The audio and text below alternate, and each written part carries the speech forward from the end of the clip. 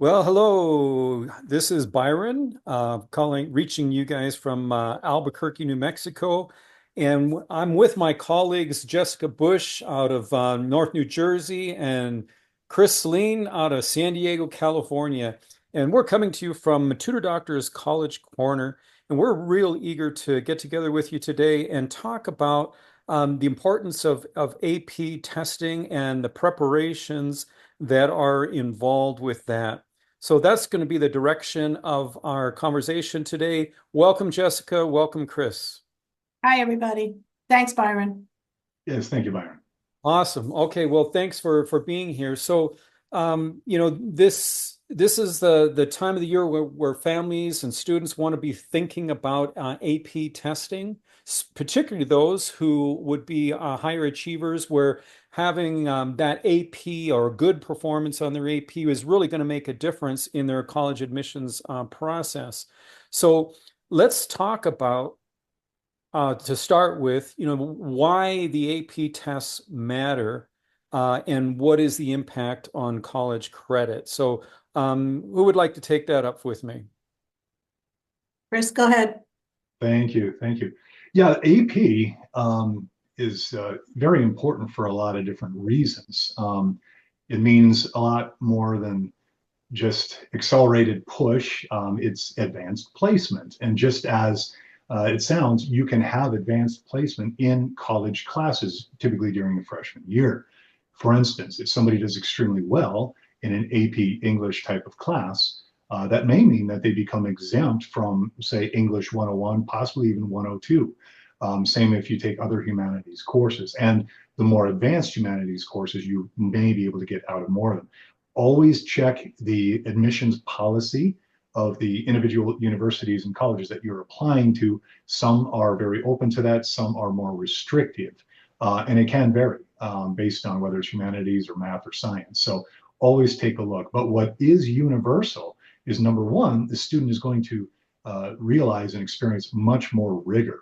An AP class is much more rigorous than honors or even college prep types of classes in the amount of work, the way it's approached, the classroom seminar style, and also in the AP exam. That is not required, but it is strongly encouraged for students to take at the conclusion of the class at the end of the school year, typically in the first half of May. And from there, that test that students will take is on a 5-point scale, 5 being the highest. And many universities will allow students to test out or become exempt of the freshman English or math or other classes if they have a score of 3. Some of the more selective, if you get a score of 4, some require a score of 5. Again, it depends on the university you're applying to. The other benefit is you get a GPA bump, and that's probably what everybody's here looking for today, is instead of 4 points for an A grade, you get 5 points. Similarly, a B, instead of being 3 points as standard, it becomes 4 points under the AP grading system. So you do get a GPA bump. And of course, the more AP classes you take, the more that will elevate. So you can have greater than a 4.0 GPA, in many cases much higher than that, based on a higher number of AP classes taken and succeeded in. Lastly, there's the concept of rigor. And college admissions officers will take a look, and especially since the ACT and SAT went test optional at many colleges, AP took on proportionally more weighting in the college admissions decisions. And so when they see that the student has taken a number of AP classes, and particularly a high proportion of the classes available to them, that helps the students standing in college admissions, because there's the concept of relative rigor as well as overall rigor. And so for all those reasons, that's why AP classes are solid, as long as a student has a strong track record in that subject matter in the prerequisite courses prior to attempting the AP class. So, one of the things you brought up here was the importance of GPA and the impact that an AP course can have. And it seems, something that's very important here for a student to do in preparation, just like it is with SAT, is reaching out, talking to the school or program specifically that you're wishing to attend and finding out what their standards are, right? Because if you're thinking you're getting, it's going to be valued at a 5 when it's actually going to be valued at a 3, ouch. right? So Absolutely. that's important, right? And then what about, speak to me real quick, Chris, about the student who might be the B minus, Mhm. C plus student, who's thinking about or maybe is going to be doing some AP Mhm. testing. What would you tell that person? Two different things. One, their local high school counselor is a great resource to have those kinds of conversations, and also some of the teachers. If somebody wanted to take, say, AP Calculus, and they're in integrated math or Algebra 2, and they're sort of at a B level, they might want to speak with their teacher to say, "Hey, you've observed my performance here for a semester or 2 semesters. What would you suggest? Do you think that it's going to be too much of a reach for me to take the AP equivalent of this?" So many times the school will be able to tell you that because they know how they've tested and what the rigor of their pre-AP classes has been, and also with the school counselor. So that's the first place I would go to. The next place would be to talk to other people that have taken the class previously, other families, others, upperclassmen that might have taken that similar type of class. Maybe the parents can talk with other parents and kind of get not the gossip, but really just get the idea of how difficult was that class for that student, and similar type of background and interest and capability. The third thing would be feel free to talk to an independent counselor. Contact your local tutor doctor office, for instance, and we can sort of help coach and guide through that. But the just general level is, if the student hasn't achieved at least a B grade in the preceding class, the class that would be before the AP class, I would not recommend the student pursue an AP unless they do some summer prep or strengthening their underlying foundations before they would attempt that AP class. Well, that's great information, Chris. I knew there was a reason we invited you in on this conversation. Thank you so much for your input. All right, Jessica, so let's talk about the AP and what's on the AP. So let's kind of get a quick overview. I know, we have talked about the importance or the areas of content strategies and pacing and timing, being important in these standardized testing. How does that relate to the AP exams in particular? Because there's not one AP exam, right? There are There's a literally lot. dozens. There are a lot. Um, I would say that what I have seen and what I'm seeing with a lot of the students, and part of the challenges of AP classes are that you're learning a subject. For example, AP Physics is the one that really stands out to me. And you're preparing for a test at the same time, right?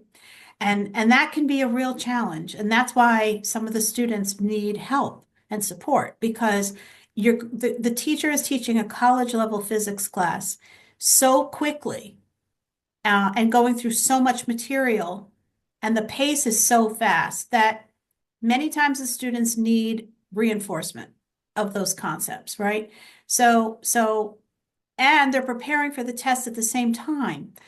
So that means not only are they learning the concepts, but they're learning how to take the test and the types of test questions at the same time that they're learning the concepts. And that can be a challenge, you know?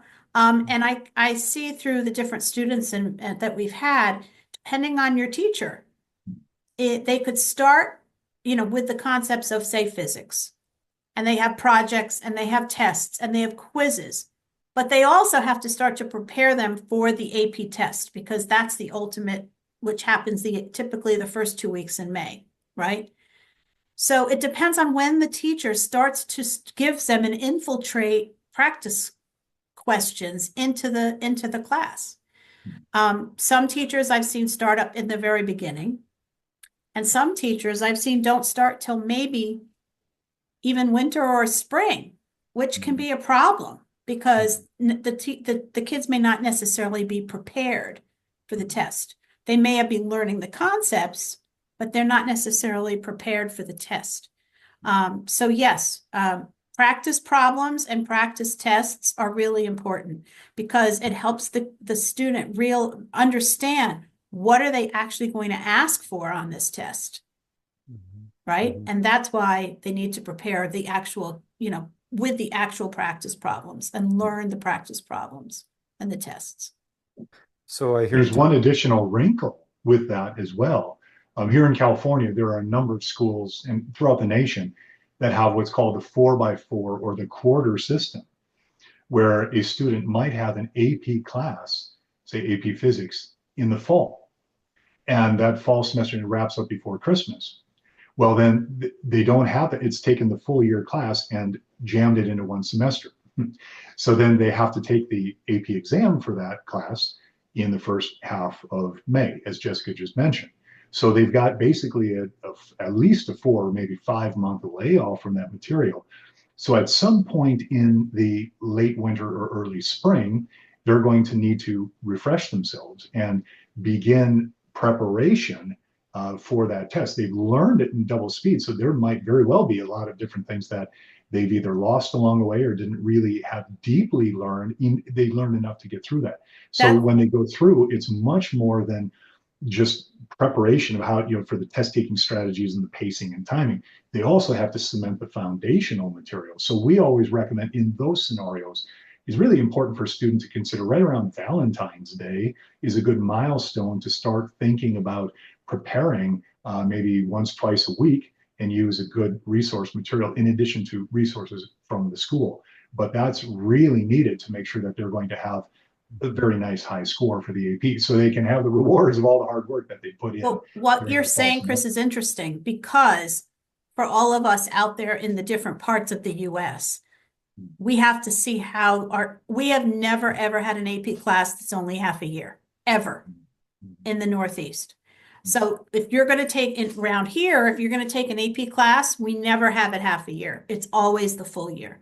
So it's important for everyone in different parts of the country to know, for families to know, is this half a year class or is this a full year class?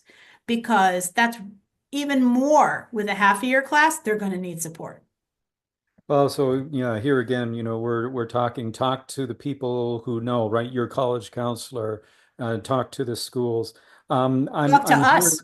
We're here. Well, we know. That's why we're here today, right? Because we want to be available to you parents and students out there who are looking for that extra support, because we're hearing that the rigor that you're going to be experiencing is going to be very, very demanding, and you need to be prepared for that. And there's a lot of things that are challenging you with that, being using your time wisely, just in general, but also in the test.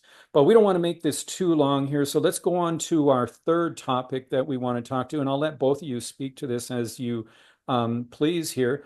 But, so for this person who's hearing what we're saying today, and they've got the initiative and the motivation to take an AP course or two, what are some tips, real practical tips that we could offer them in preparing the way? Chris, would you lead us? Sure. Practice tests, number one. Those are good. There are a number of them out there you can find on the College Board website, but also there's some great off-the-shelf resources. Many years we've used the Barron's books because we found them to have a nice balance of strategies, problems that are representative of what they'll see on the AP exam. And typically 2 or 3 practice tests are inside those books, and they're only $20, $25. It's a bargain. Those can be found, Amazon, Barnes and Noble, all over the place. So that's one reason. In fact, a lot of schools will even use those as sort of supplemental curriculum. So that's one area. But work through those on weekends. Sorry to kill people's weekends out there, but that's a good time to do it. In addition to their during the week, during sometimes a tutoring session. If you have a 90-minute or 2-hour AP tutoring session, then parse out about 30 to 45 minutes of it to focus strictly on the AP exam types of questions, in addition to the daily homework and school preparation. That's a good cadence, again, right around the Valentine's Day, marching up to the end of April, just in advance of when those topics are. And then thirdly, do have, be in a study group, talk to your teacher, contact a tutor, right, who can give you that academic coaching piece of it, because it's not just subject regurgitation. You really do need to make sure you understand the test-taking strategies, what they're asking, what they're not asking, what information's given, is it relevant, is it not relevant, and making sure you don't go down any bunny trails as you answer, whether it's math and science or in the humanities. You want to make sure you have a very clear strategy of how to approach any of those questions, and do remember that you're being timed while you're having these very difficult questions asked of you. So in a nutshell, that's what I would suggest. Well, that's why it's really important, if you want to be efficient about this and make sure you're rowing well in the right direction, to have an expert that come alongside of you and provide that direction and accountability. Jessica, would you want to add anything to Yes, what Chris has definitely. to say? I think a lot of it has to do with you have to be open to ask questions.